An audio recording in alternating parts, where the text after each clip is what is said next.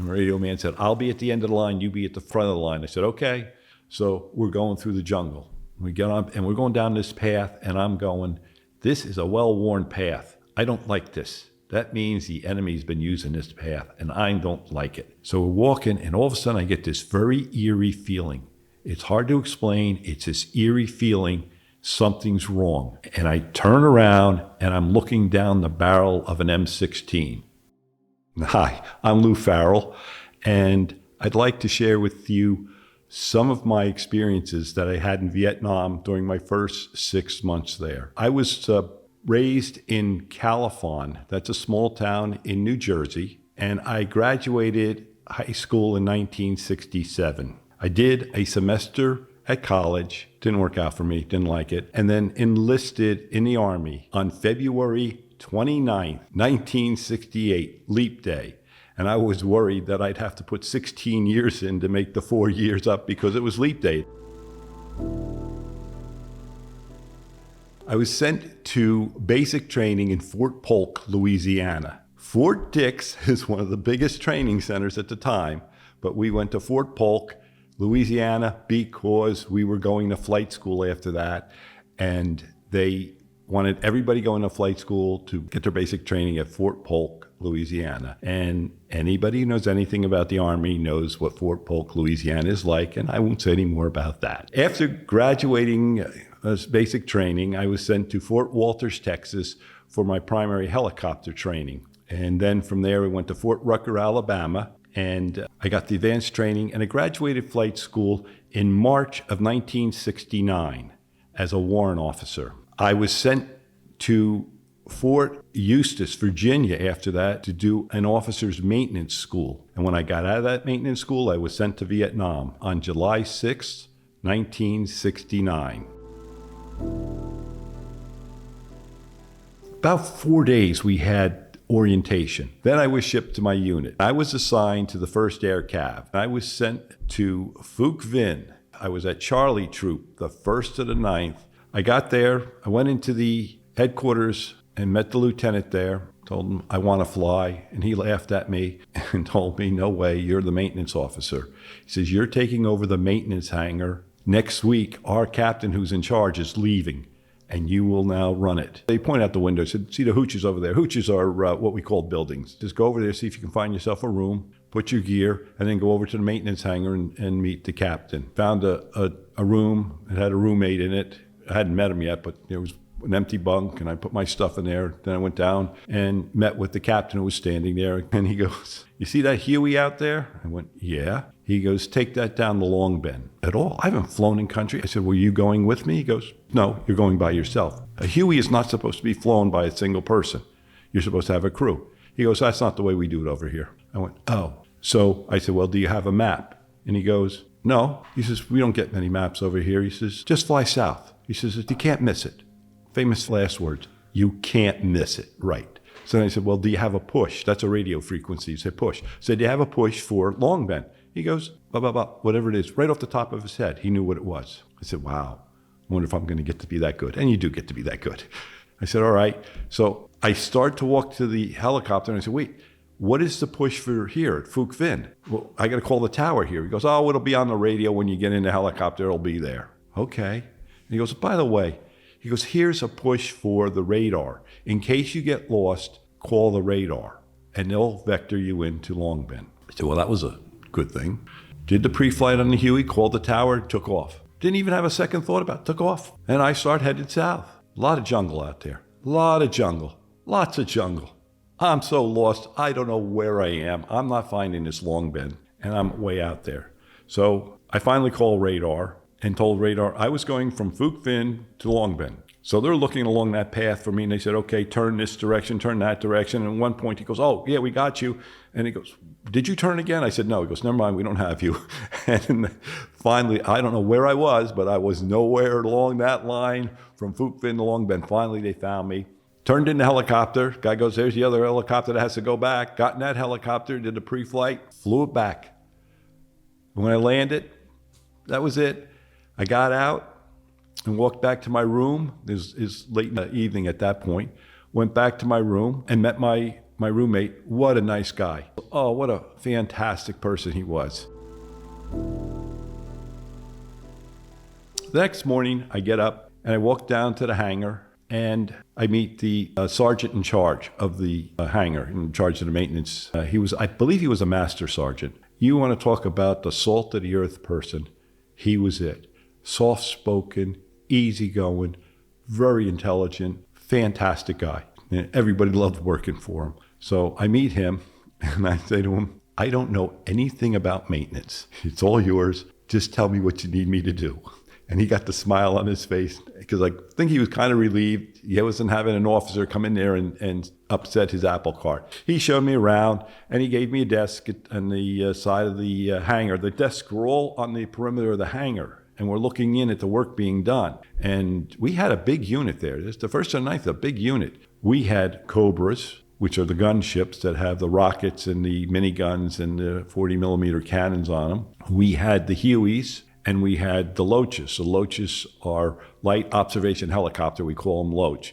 And next thing, we're standing there talking, and somebody comes running in yelling, down bird, down bird. And I go, and he goes, oh. And what that meant was there was a bird that was shot down or crashed. So I watched the guys that are working on the helicopters. They're in their T-shirts working on the helicopters. They get down, they put on their shirts, they put their helmets on, they're grabbing their guns. There's all scrambling going on. And this young kid walks up to me. He's got this huge helmet on. It looked too big for him, hot helmet on him. And he's got a big radio on his back, big smile on his face, and a M16 in his hand. He goes, you ready? I look at him and I look at the sergeant and I go, ready for what? And he goes, you have to take a team out into the jungle and get that helicopter. I don't know anything about leading men. I mean, I know less about leading men than I do running a maintenance hangar. And he just laughed. And he said, your helmet is over by your desk. And he says, just grab any M16 that's laying around here. He goes, there's extra guys that aren't going with you. Your team is about 6 men going out. I said, okay. So I go over to put my pot on. I find an M16. I pick it up. I never shot the M16. Never was trained on the M16. So I'm holding it going, okay, can't be too hard to operate. The sergeant says to me, you have a good group there. Your guys know what to do. They are a good group. He says, and your radio man will take care of you. Listen to him. I said, okay, works for me. I'm not here to give orders. So we start out of the hangar, and there's 5 Hueys lined up on the flight line. 5 Hueys, they're idling, waiting. And so the radio guy grabs me. He goes, hey, I said, what? He goes, we get on the last helicopter. And he goes, when we land, get off and get away from the helicopter. He says, we're on the last helicopter, so if that LZ goes hot, landing zone, goes hot, we keep going. That's why he says, but if we're on the ground and it goes hot, get away from the helicopter. He says, they're going to be shooting at the helicopter. They don't care so much about us, but they care about shooting that helicopter. That's a prize for them. That's what they want to shoot. And you don't want to be anywhere near it when it comes down with those rotor blades. I said, okay. So we go out to the helicopter, get to the last helicopter. I start to get on. He grabs me. He goes, whoa, what? He goes, we're the last ones to get on. Our crew gets on first. You and I are the last ones to get on the helicopter. So our crew gets on with their equipment and all, and I'm looking at this helicopter cargo area, and I'm going, there's no room for me in there. What's going on? And the kid kind of smiles, walks up, steps on the skid, jumps in the air, spins around, and lands on his butt with his legs facing out the cargo bay door. And he's sitting there with his feet kicking back and forth, and he looks at me, and he pats the area next to him. And I'm going, oh, okay, I guess we got to hang out of the helicopter as we're flying. So I didn't do one of the spinny things that he did. I went up there and crawled on, get around, and I sit down, and then I just grab the side of the helicopter, and I got a death grip on the side of this helicopter. So take off, and we're going out there. He's constantly talking. He's a kid who was constantly talking, kicking his feet, got his gun, and he's pointing out. He's giving me a tour. He's showing me everything in the jungle. That's this, that's that. I couldn't hear him half the time. So we landed into the LZ. Luckily, it was a big field where all 5 helicopters could come in at the same time, because a lot of times it's one at a time. And that's always fun for the first guys who get off. If it goes hot, you haven't got any backup down there. But all 5 of us went in at the same time, and I'm waiting for it to hit to the ground, wait for the ground. About 2 feet from the ground, he jumps out, everybody else jumps out, and I realize, oh, I better jump out. and I felt the helicopter lean forward. They're taking off. And I jumped out of the helicopter and ran over and got down. And the helicopter we were taking out had crashed. The guy had been shot down, and it was on its side. And it was a Loach. And the crew went right over to it, picked it up. They took off what was remaining of the blades. They put a sling on top, bolted a sling on top, and the radio man hands me the mic.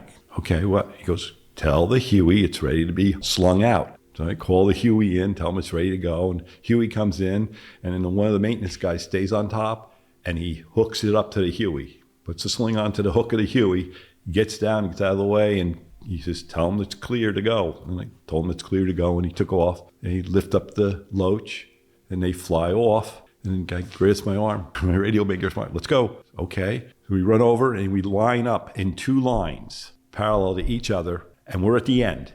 He says that when the helicopters come in, we're going to get on the last helicopter. And he says the helicopters will land between us. So half of us get on one side, half gets on the other side.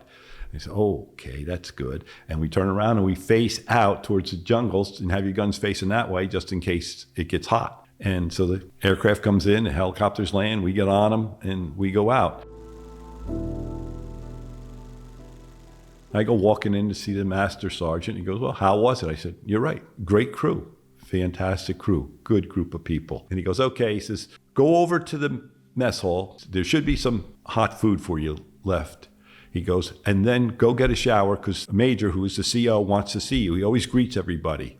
And he hadn't greeted me yet, and he was going to greet me then. He says, so get a shower, and they'll come and get you, and you can go over and meet the major, the company commander. I said, okay. Walk over to my hooch, grab my soap, and I go walk into the shower. Now, the shower is a wooden building that's rectangular in shape. It's got an open side along the long side. It's all open. And the top of it, they have 55-gallon drums. And the 55-gallon drums are welded together, and that's where they fill the water up. And then they have valves that come down, or pipes that come down, and they have valves on the end of these pipes. You don't waste any water because everybody has to get a shower. Later on, when I was at this unit, like a month later, when I was flying, we get back at the end of the day, and there's no water. They've run out of water. So you learn to use these wet wipes to take a shower with those. You got those at the PX sometimes, or you had them sent from home so you could, wipe yourself down, take a shower. So I'm taking a shower. I open the valve up, and water starts rinsing me off, and I feel a push. And at first, I wasn't really aware of it. And then I feel a really big push. And I open my eyes, and here's the hooch-made lady standing there pushing me out of the way so she could wash her feet. I'm standing here naked as a jaybird, and she's pushing me out of the way. And I hear a noise, and I look in the doorway, and there's 2 young hooch maids looking in, laughing at me. I yelled at her, told her to get out of my shower, finished up. But while I'm finishing up, I'm always keeping an eye open. I think the rest of the time I was over there, I always had one eye open while I'm taking a shower. Not for the enemy, because the hooch maid's going to push me out of the way. I went to the officers club after that, and the lieutenant came in and told me, the major cannot meet with you tonight, so we'll have to set it up for another time. A couple of days later, I was told that the major would be able to meet with me. So I'm in the officers club. Lieutenant comes over and says, the major will meet with you now. So I walk over to the major's office. I walk in, I introduce myself. I sit down, and he starts to talk to me when a CW2, Chief Warrant Officer, steps in and says, excuse me, sir, we have LRPs in contact. He goes to me, oh, we have to finish this at another time. A LRP is a long-range reconnaissance patrol. There's only 6, I think, and for any of the LRPs out there, I'm sorry, I don't know. I know there wasn't. You could fit, all of you guys could fit in my helicopter. You had huge packs. Absolutely the biggest packs ever. They had aluminum tubes hanging down the sides. They're laws. And what's a law? A law is a one-shot bazooka. They had those. They had claymore mines on them. They had hand grenades on them. I couldn't pick up half of what they would carry. It was amazing. And their job was to go out. We would insert them, one helicopter, that's it. You insert them, you try to not draw up as much attention as possible. You put them in the jungle and get out of there, and they would have to go sit on a trail or something, and they would watch what was going on, and then they report it back. They never, confronted the enemy if they could avoid it. But once they got spotted and they got into contact, and as I said, they get into contact, we have to hurry up and get them out of there. And we're standing there talking, all of a sudden somebody yells, down bird. So I ran over to the officers' club, went inside, yelled down bird. Then I came back to the hangar, got my gear on and getting ready. And all the guys are getting ready because that's our job. We're going to get the bird that's been shot down. And the sergeant comes and says, no, we're not going in tonight. Can't go in tonight. It's too dark. And he goes, it was the Major collided with the Loach. There was a Loach out there, and there was a Major flying the Huey, and they had a mid-air collision, and they went down. As a result, the guys on the Loach all lived. The 3-man crew on the Loach lived. Everybody on that Huey died. So I went back to my room, and when I went back to my room, my roommate was there, and I looked at him, and he just looked gray. I don't know how else to he just looked gray. And I said, you okay? And he kind of nodded his head. He was kind of out of it. He was it looked strange. So I went, hit the rack, got up the next morning, went down to the maintenance hangar, and the sergeant goes, we're not going in. No, they're going to blow it up. The Loach is still there, but they're going to blow it up because it was sitting all night, and they do not want to take the chance that they might have booby-trapped it. They're going to send an EOD team in, and that's the Explosive Ordnance Disposal Unit. So we're sitting there, and I said, okay, so we don't have to go. And he goes, oh, no, we don't. And the guy comes running in and goes, down bird. And I remember going, Jesus, how often does this happen? And he goes, well, not that often.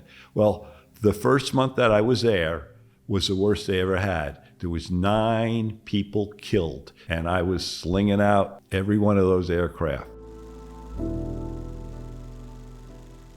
I get my helmet on, get my rifle, run out, we get on the aircraft, and they take us out and they land us again. We're lucky, we land all in the same field. And then we marched over to another field and moved over to another field, went through a hedgerow, and there's the helicopter, it's a Loach, sitting on the ground perfect. Somebody had shut it down.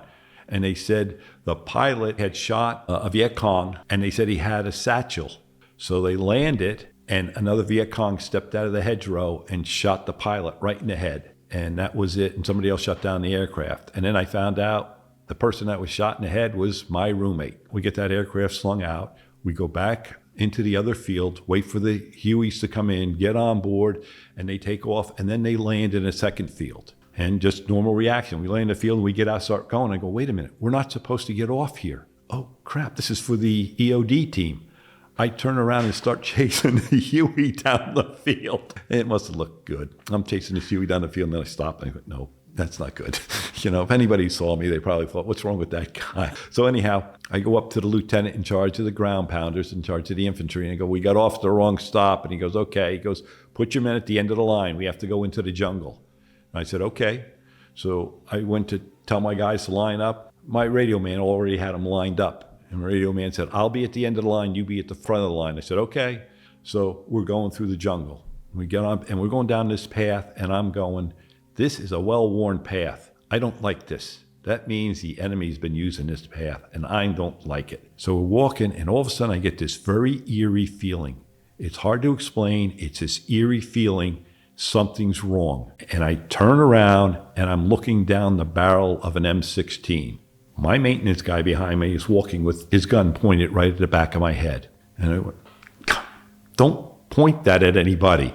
Oh, sorry, sir. So, oh, God. We continue on and we get to the crash site. And the Huey was burned up, and you could smell burnt flesh. And it was sickening. And there was 4 bodies there. And in about 50 yards in front of the Huey was a Loach sitting there. So the EOD team went up to the Loach, and they're setting their charges.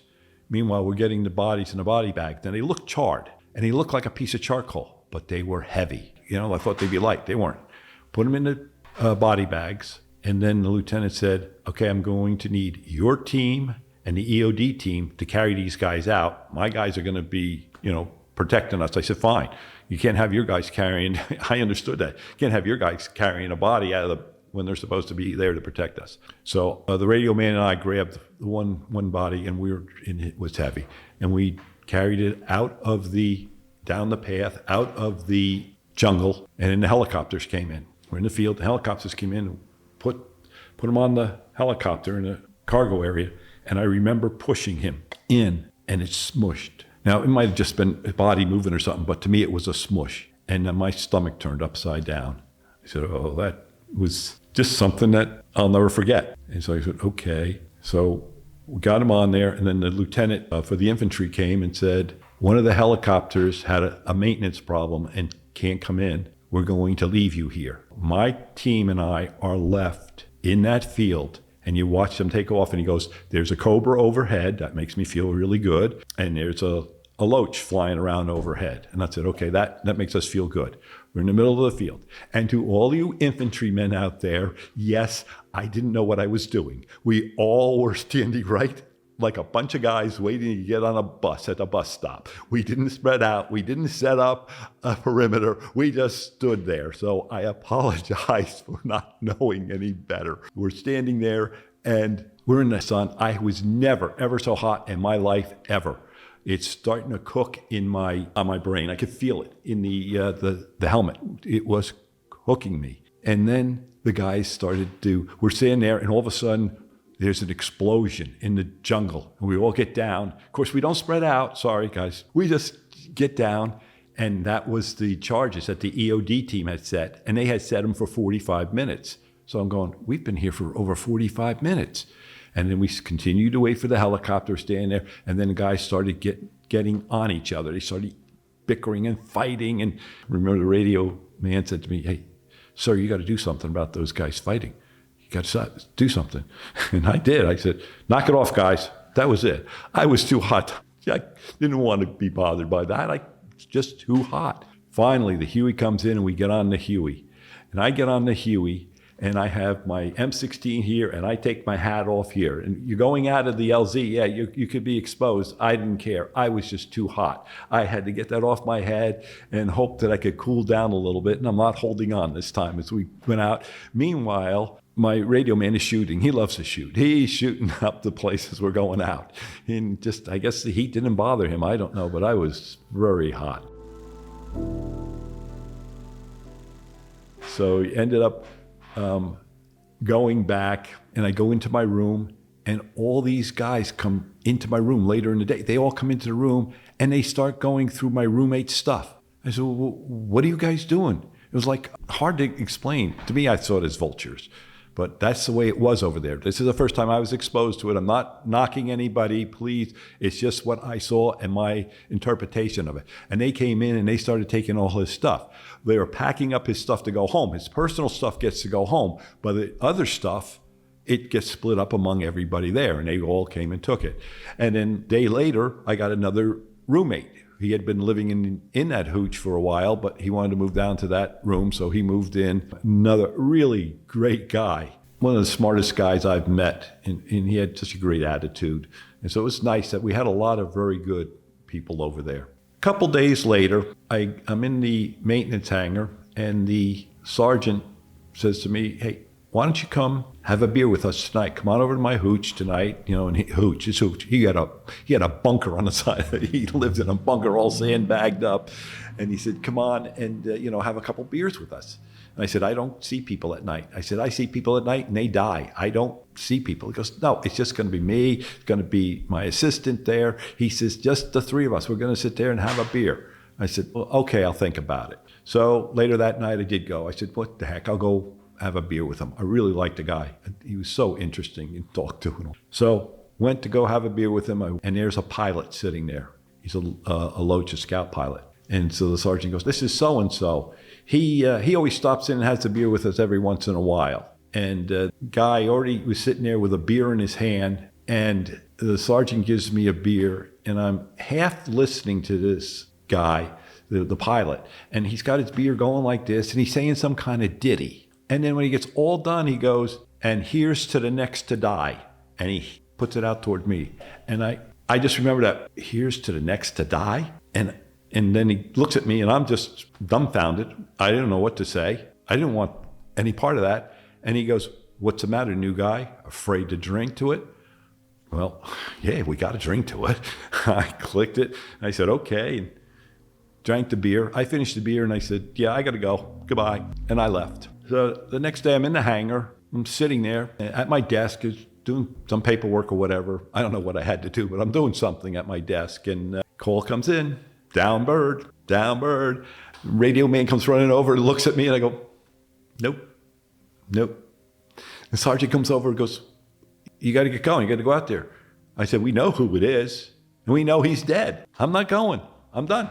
Nope. And he goes, no, you don't know it's him. I said, yes, I do. It's him. And he goes, well, you still have to go take the team in there. I said, okay. And he goes, and besides, we can't land. You have to rappel in there. I said, okay. That sounds like a lot of fun. I don't know anything about rappelling. So, okay. So we go out, we get on the helicopter, and the blues sergeant was there, and he was showing me, he's rigging me up to rappel. I don't know how you rappel. So we get over the area. I start going down off the side, going slow and slow and slow and slow. And then I look around and I say, hey, I'm sitting out here where people can see me. This isn't good. And I just kind of let go and slid down the rope and then grabbed it. I had gloves on, burned my hands good. Then the lieutenant walks up to me, who's in charge of the blues, or the ground pounders, and he goes, all the M79 rounds cooked off from the helicopter. And they're all over the ground. He says, don't kick them. They could go off. They can explode. And I was okay. And we're walking around. And what had happened was the guy that I was drinking with the night before, he was a pilot and he was dead. He was the one they shot into a bunker or something. I never really got a good answer other than the fact that he hit a bomb. A bomb went off down there. They had a bomb. It was a big one. And it exploded and knocked him out of the sky. And then there was another helicopter there. And I go, what's with this other helicopter? And they go, oh, that was your roommate. He was hurt, but not seriously, but he was still medevaced out. Months later, I talked to him. And he goes, I hovered down. And he says, I look up, and there's this branch swinging back and forth. And he goes, no. And he says, it breaks loose, and down it comes, goes through the rotor blade, and the helicopter flips all over and does all gyrations. I remember coming back in, walked right back into the hangar and said to the sergeant, I'm done for the day.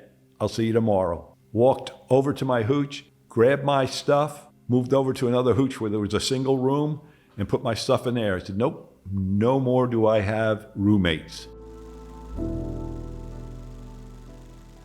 I went to flight school and I had two very good friends. And they got over into Vietnam. When I went to the next school, the officer's maintenance school, they went over to Vietnam. And my one friend had said, put in for the 1st to the 9th, you want to fly at the 1st to the 9th.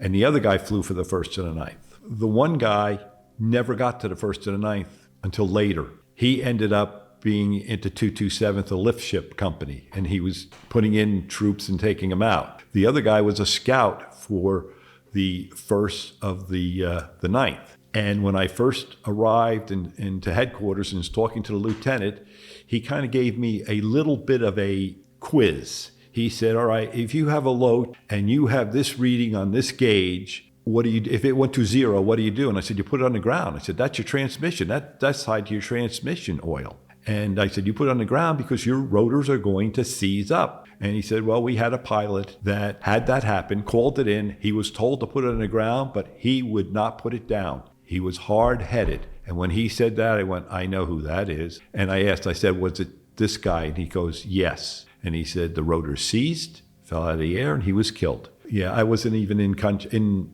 that unit for an hour. And I found out that my good friend from flight school had been killed. Not only did he die, but he took the two people on his aircraft. So, if you kill yourself, it's one thing. And that was the one thing I was always aware of. I don't want to kill somebody else.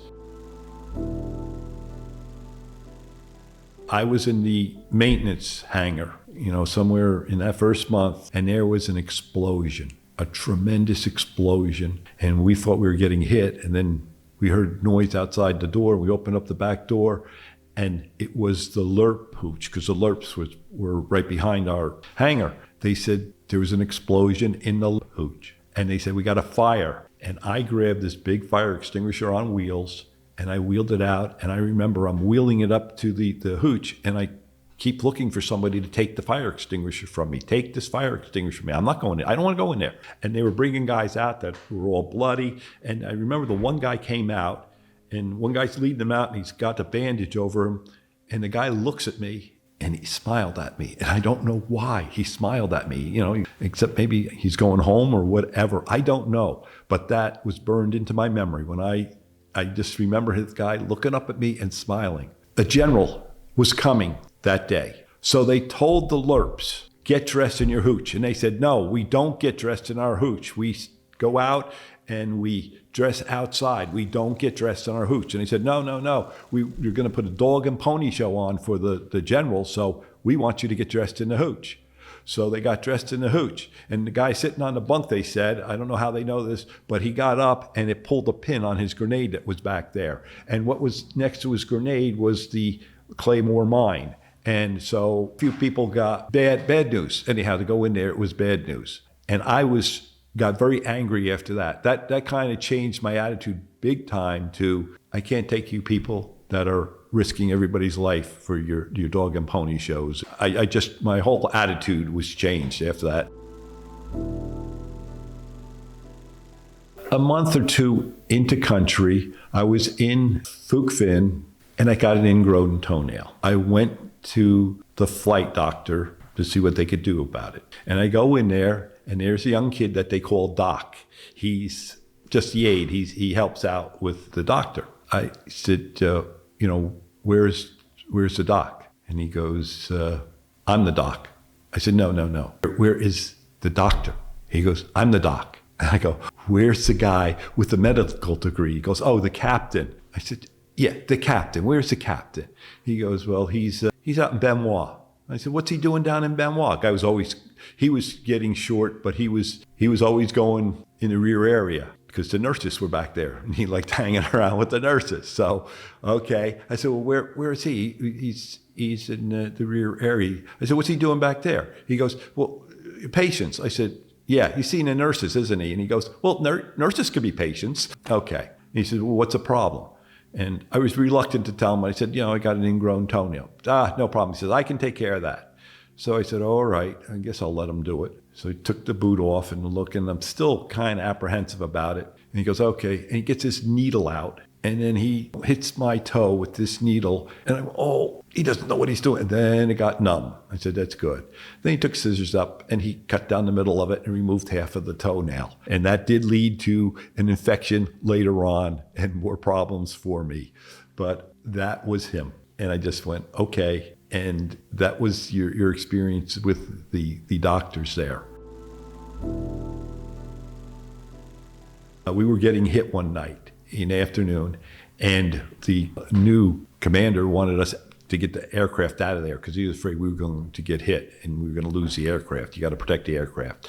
So we all got in and flew down to Benoit. And we go into the officers' club in Benoit, and the doctor is sitting there. The doctor goes, well, what are you guys doing here? We're getting hit. And he goes, oh, do you need me? No, we don't need you. Just like, no, we don't need you. And the nurses he's sitting with look at him, and we go over, sit down. And the officers' club there was steak and lobster tail. We had really good food because we had a really nice, brand new mess hall. There was a crew chief who burned down the mess hall, the old mess hall. He just took and burned down the old mess hall. And I wanted to work on an aircraft. I wanted to learn how you work on an aircraft that night. We're working on the aircraft. And they built a new mess hall, but they're still doing the investigation, I guess, on it. This was burned down before I was there, and the new one was put up. Didn't take much time to get the new one up. Metal side, concrete floor, beautiful. Anyhow, we're doing this maintenance, and the MPs come up, and they grab him, and they lock him up when we were there. And they took him, and they couldn't prove that he did it. So they transferred him to another unit, and he burned down their mess hall too. He didn't do it on purpose, or no? Oh yeah, he took JP4, which is jet fuel, spread it all down there and set it on fire. He was a great door gunner or crew chief. I forgot what one he was, I think, but he was very good. I'd have him anytime on my aircraft. We had some excellent door gunners and excellent crew chiefs. I don't think we had a bad one in the group. They're crazy. They talk about the pilots being crazy. We're inside the helicopter. When we have to hover down, and that's out in the jungle where you have to go straight down and then move it over to the left a little bit, then move the tail around, then go down a couple more feet, and then move it over to the other, because you're going down between the leaves, the branches and all. The door gunner and the crew chief are out on the skids, hanging on, looking out there to see if it's clear, if the tail's clear to come around, and to see if the rotor blades are going to come down and be okay without hitting anything. And they're out there. And anybody that's going to shoot, they're going to shoot those guys. They're right there. They were amazing how they would do that. Just amazing people. We would go downtown Fuke then. And we go to the bar and sit there, and we had no problems talking to the people down there and all. I didn't have any problems with that. The one lieutenant that went down there, I went down there with him, fantastic guy. And there was a kid on crutches who had one leg. And he says, hey, so-and-so, come on. Brought him into the bar. What do you want to eat? French fries. Bought him French fries. And I always remember that. He was just, I said, wow, that's a really nice thing for him to do, you know? And I spoke with him about a year ago. I finally ran him down, and he doesn't remember. He says doesn't remember, but you really did a nice thing. You know, I remember that you bought this kid French fries. You know, he's on crutches, had his leg blown off or something. After the first doctor left, in my first unit, the first doctor who was never there much of the time, he left and went home. We got a new doctor in, and he was a Green Beret, another really good guy. And I went out and I flew in a loach as an observer. And in doing that, I got sick. You get sick as a dog. I'm puking out the side. And I was sick. So the next day I go to see this doctor, and I walk in there and I go, do you have something for air sickness? I said, you know, when I go to fly, if I'm flying, it's one thing, but if you're just riding along and doing circles, and that's what they did with the scouts, they flew circles. They just flew circles and get you sick, get air sick. So I say, you got something for the air sickness? And the doctor goes, yes, I do. And he gets up, he's got this grin on his face, and he goes over and he gets out this little packet of pills for me, and he hands me the packet of pills, and he sits back down at his desk and he starts writing. And I said, oh, thank you, good. And he yeah, okay. And I start to walk out. He goes, here, don't forget this. And he hands me this. He says, here, take this. This is, I said, okay. He hands me a piece of paper and says, I'm grounded. And I went, I'm grounded? He goes, well, yeah, if you take those, you're grounded. I said, but they're for air sickness. He goes, I know. And I go, he's got the smirk on his face. He's having a good time with this. I go, but I don't need them if I'm grounded. And he goes, oh, okay. Takes them back, takes the grounding slip back. I go, but I'm going to get air sick. And he goes, well, take these. And he hands it back to me. And I said, okay. I start talking, don't forget this. I said, wait a minute. If I get air sick, I can take the pills to stop from getting air sick. But if I take the pills, I can't fly. I said, but if I don't fly, I don't need the pills, but I get air sick. And he goes, you got it. I don't know what it was, but they were to stop from air sickness. And then I just handed him the pills in the paper because I had to still fly. I still wanted to fly. I just never flew as an observer in the Loach anymore. There is a lot of things I remember that are powerful, and yet there's other things that I did every day, and I can't remember how I did those. I can remember, like I know where the shower is in my first unit. I know where the shower is in my second unit. My third unit, I haven't a clue. I have no recollection, and I was there for 6 months, 5 months, something like that, and I don't remember taking a shower once. I took showers, but I don't recall going to the showers, and I don't know where they were. I can't remember where they were. It's so weird that something I used every day, and I don't remember it.